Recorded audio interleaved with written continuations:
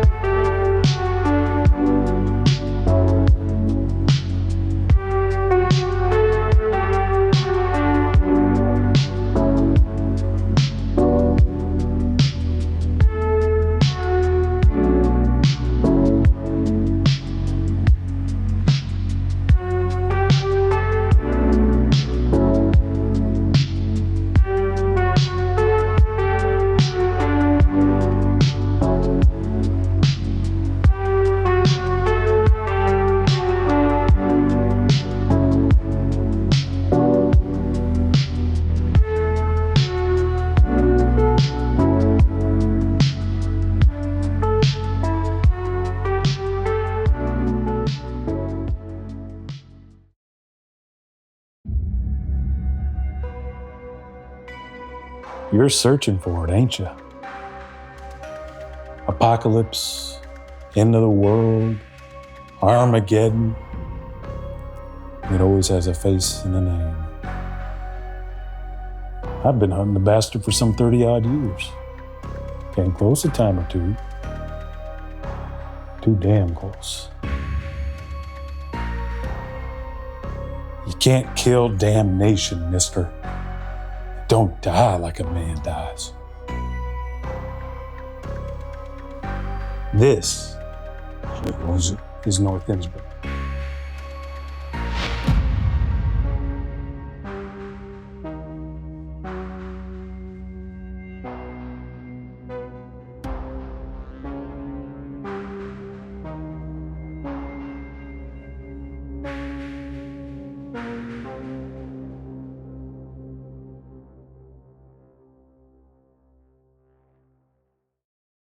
Destroy my heart. You right, buddy? Yeah. Your eye. His eye's a little red. Why is your eye red, dude? His eye's red, dude. What's going on? Huh? Did you scratch your eye today? I first met Chris about a year and a half ago at a local synthwave meetup here in the Twin Cities. I have to admit, I sort of skipped over the local scene when I stepped into the electronic music world again. I learned that Chris was the one who organized these events to help all the locals coordinate their shows and talk shop and get to know one another. I decided to spend the day with Chris to get to know him a little bit better, and also to attend one of his shows.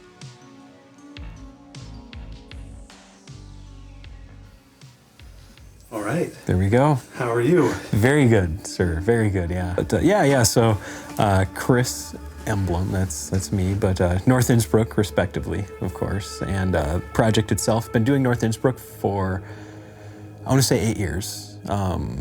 Maybe 9 years. It depends on what you define as a starting point, more or less. Was it really the spark of curiosity that got you started working and pursuing different things? Was it actually attaining the equipment or the gear to start learning how to do things? Or was it actually releasing music to the public? Somewhere in that 8 to 9 years, we'll say that's where things actually got started, more or less. The last couple albums, well, one's released, one's upcoming. The name North Innsbruck is really, the neighborhood is tied into the darksynth album itself as a place where the story, so to speak, is actually taking place there. So, and I can fill you in on the story as well. So tell me what story, what's the story? Yeah. So, when North Innsbruck was maybe 2 to 3 years old or so, and I was releasing more content online at the time, I was pretty active on socials and connecting with people. A gentleman who lives in LA and in Hollywood, his name is Josh. He runs a podcast, I think it was more so at the time. It's been a TikTok channel, it's Instagram Reels, kind of broad spectrum, but it's a show called Haunting Season. I went to a funeral for Osgood Perkins. It was stunningly beautiful and unlike anything I've ever been invited to before.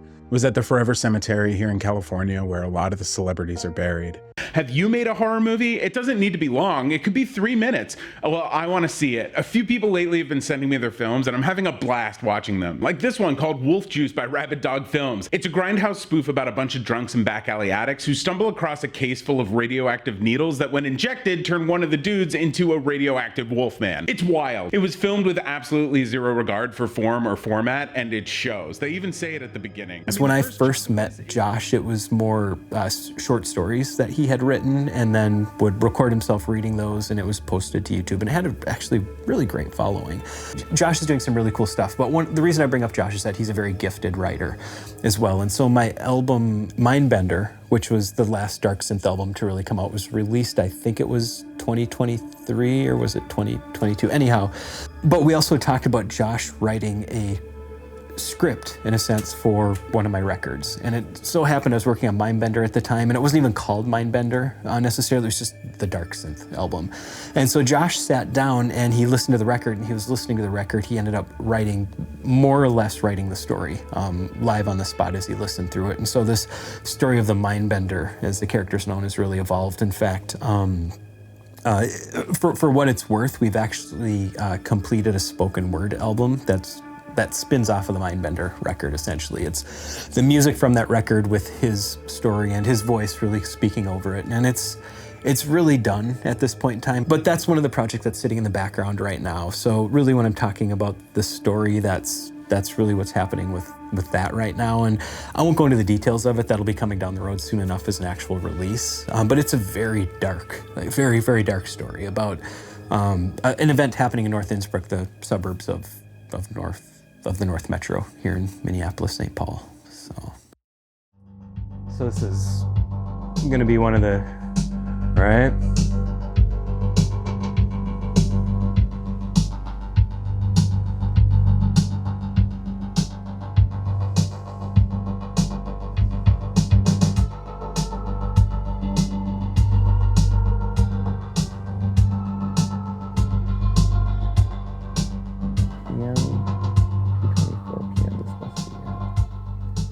So the way I typically write records as well, I don't know if it's necessarily very normal, but I will write all of the arrangements before I come down to the studio. And so I don't know if I have here we go. Here's one.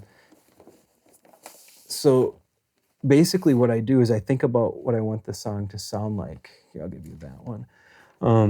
And I write out what pattern I want. So I visualize it first, essentially, is what I do. And that's a song that never ended up happening. I just haven't used it yet. So you start with patterns and then write the music? I really do. So I'll start with, you can see the way I do it too, like I've got kick and snare at the top, and basically like where you see like a little extra mark there, that's where I want a little fill or something. So there's a repetition to what's going on there. It's a lot of kick, snare, but where do my fills come in? And then I usually use 3 to 4 different hi-hat patterns. So there I've got, what does it say? So that's like open hi-hat, OHHT, double time, closed hi-hat, triplets, and then like 1, 2, 3, 4, which I'm not even sure what I mean by that now. It might just be like kind of a deal. And so the hi-hats, I like to have a variety of hi-hats in every song.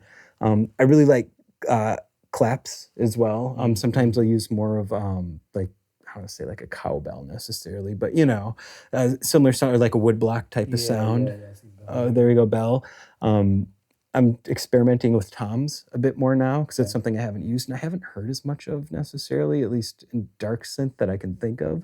Yeah, that's a shame because you could do some crazy stuff with toms in that. Yeah, I have to see it before, and so what I'll do is I'll come up with 20 or so templates. But this is essentially like a MIDI pattern. It's really a MIDI pattern, is what it is on a piece of graph paper. Yeah, I suppose I could just do it on in Ableton, but I really like to sit down with like pencil and paper and like, so this is the pen version. So this is probably the 3rd or 4th time I wrote it or rewrote it in that case. But so you've got this arsenal, this museum of synths here. I do. Yep.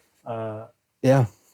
There's certain ones you gravitate towards more. There is, yeah. So I think right now there's maybe 19 or is it 23 synthesizers or so maybe. And these are things I've collected over many, many, many years. Yeah. Of all these, you can only keep 1 or 2. The mono subsequent 37 for sure. That is just a workhorse for you. It's magic, man. Yeah. For your kind of music in particular. Yep. Like that's the sound of the horror movie right there. It is. You know? Yeah, spot on. So that's Home Sweet Home. Otherwise, I mean, everybody likes the Juno, right? That's Microkorg. Like, Really? I use that in almost every song. Another one that you probably didn't notice is Oberheim Matrix 1000 down here. I didn't see that. Which is beautiful synth. 1,000 patches, essentially, like way more than I need. And most of them are really good as well. Analog? Yeah, yep, analog. And I would put it up against an OB6, which is kind of on your left over there. And that's just, yeah, which is also an excellent, I mean, seriously, like one of the best. So my inspirations, it really, the inspiration for North Innsbruck, in a sense, has come from those soundtracks, the films that I love so much. Something that I connected very deeply with that really kind of brought me into the genre. And the horror films, the films by, let's just call them out by name, even to that point. Like the Friday the 13th films, the Halloween films, those ones with the real moody, thick soundtracks. Moody slasher type. You know what I'm talking about? Yeah, stab, cut, kind of stuff. And or the movie Chud, for example. Like that was a real big one. Chopping Mall was another one. I'm just trying to kind of roll through some of them in my head that had that kind of influence on me, but hearing those and really wanting to incorporate the sounds that you hear in those films into something that is, a bit more contemporary, I think. On our way down to the show, Chris had mentioned that he doesn't like looking at ticket sales because it can either be really good or really bad. Thankfully, the house was pretty much packed.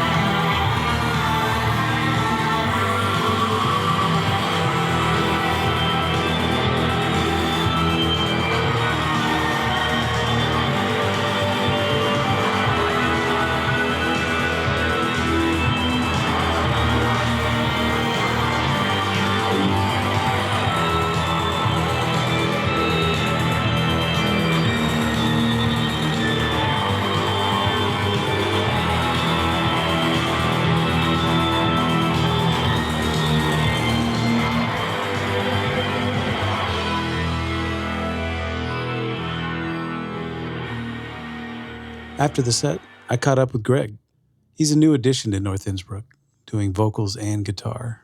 I wasn't prepared for just how honest Greg was about to be, especially with someone he didn't even know. Chris, my name is Greg Johnson, and I met Chris through my old band Plastic Boxes, and it was because we played a Nitrowave show at Amsterdam, and that was like the first time I met him. And so I met him through that, and then over time, then eventually I collaborated with him on like 2 songs, and like then just ended up writing more guitar parts, and that was it. See if it worked, and it seems like it works. Well, so Plastic Boxes was a group, was me and a guy named Efren Maldonado, and he passed away in June of last year.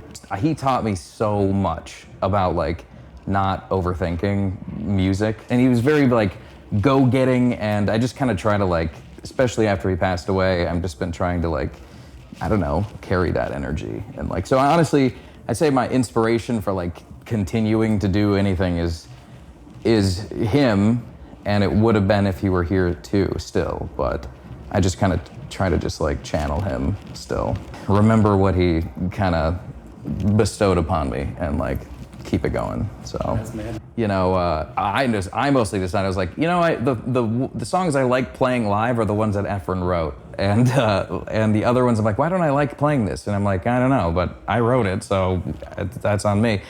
Yeah.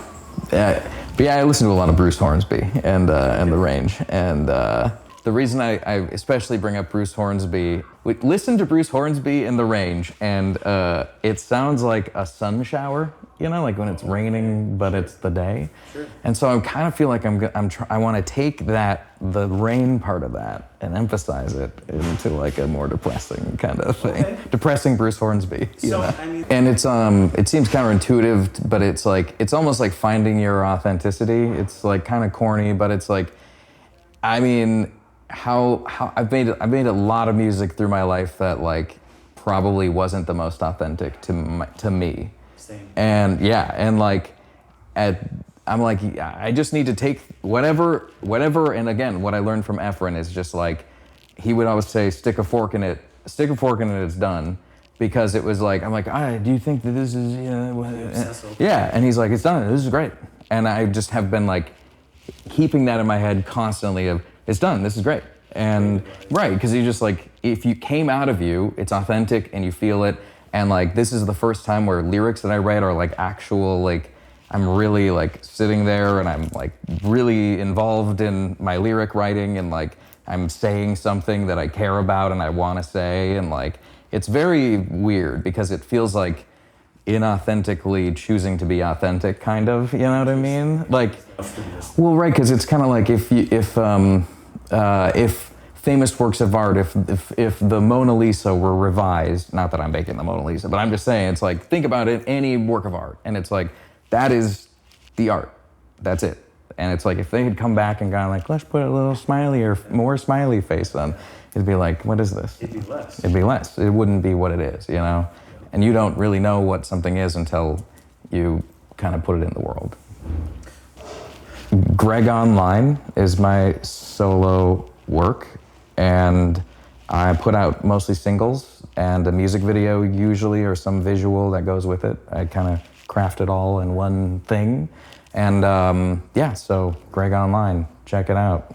Is there anything you would like to plug or anything you would like the people to know specifically about you? Yeah, absolutely. You know, independent musicians, independent artists, get to know who's out there, be it online or even in person. Go out to your communities, you know, go to shows, purchase art, purchase music from these artists. That's one of the few ways that we get a chance to really connect with our audience. You know, I mean, things can be done digitally, don't get me wrong, but that opportunity to actually know that real people are connecting with you out there is huge. And the reason I put that out there is here in the Twin Cities, we have a very exciting and a very healthy synth-adjacent, synthwave, dark music community that's working very hard and very closely with one another to do some cool things. Nitrowave, thank you for calling that out as well. Yeah, that's part of that larger community that I should have thought of just a little bit ago. But even there, to that point, again, Nitrowave, this, I guess, a collective, a community, a coalition of Twin Cities-based electronic music, synthwave, synth-adjacent artists that are doing really cool things with one another.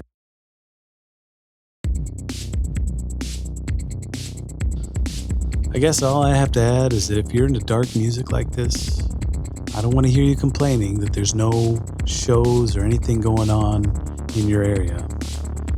Because chances are, in some dark club in your backyard, someone is doing exactly this. You just have to go out there and find it. This is your local forecast.